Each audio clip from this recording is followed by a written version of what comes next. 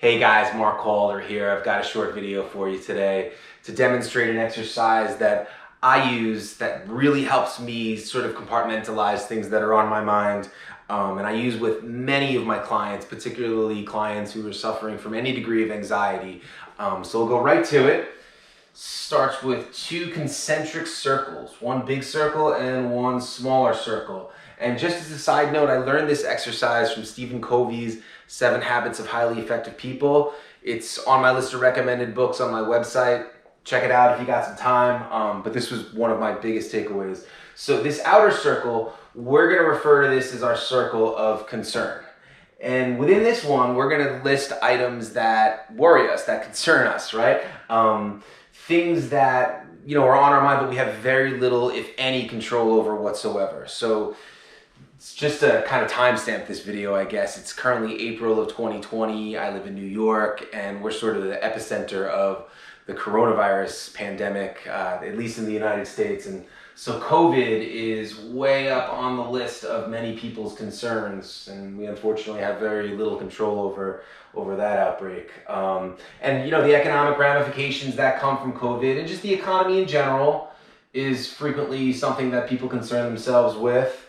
Another one, I guess sort of hand in hand with COVID, is our health, right? And this is one that might seem a little counterintuitive because I think a lot of us, myself included, like to believe that we have a great deal of control over our health. And to some extent that is true. And we'll unpack that when we get into that inner circle. But the reality is many of us have certain genetic predispositions such as diabetes or heart disease or high blood pressure that we clearly don't have any control over. So health belongs in that outer circle. And then lastly, just for the sake of having an even number, many of us worry about how others perceive us, right? How other people think of us, how well liked we are. And so I'm just gonna abbreviate that, right? OPP, other people's perceptions, right? So again, this is by no means a comprehensive list. I could probably fill this entire whiteboard and then some with things that concern me that I have very little control over. But for now, we're gonna turn our attention to this inner circle. And within this circle, which we refer to as our circle of influence, we're going to write or list things that we do have imminent control over, things that are within our power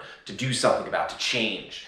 So hand in hand with health, as I mentioned before, is our lifestyle, right? How much am I eating? How much am I drinking? What am I putting into my body? How often am I exercising? How much am I sleeping? All things that I do have a great deal of power and control over, and I can change if I so desire. Sort of hand in hand with economy or the economics is my own microeconomics, right? My budgeting, how I manage money within my own home. And you don't necessarily have to, when making your own lists at home, you don't have to necessarily correspond items in the circle of influence with the circle of concern, but just for the sake of ease, I guess I'm doing that now. And for that matter, other people's perceptions. While I obviously don't have any power over how others think of me, I do have power over how I, present myself to others, how I relate to others, how much respect I give to others. And so, that can obviously go a long way towards changing the perceptions of others. So I'm just going to put relate in there just for the sake of ease. And again, this is by no means a comprehensive list. This was real quick. And I encourage you, if you want to try this exercise, take 10-15 minutes filling in your circles of concern, your circles of influence.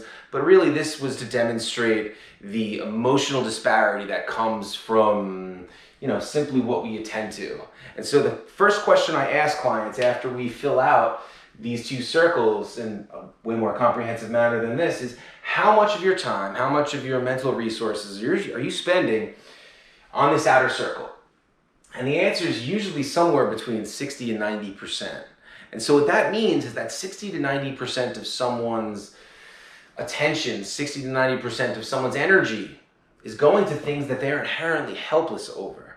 And so the feeling that comes from that might be no surprise, is helplessness, is hopelessness, or despondency, or depression, or anxiety. But when we shift our attention, and energy for that matter, because attention without action is meaningless.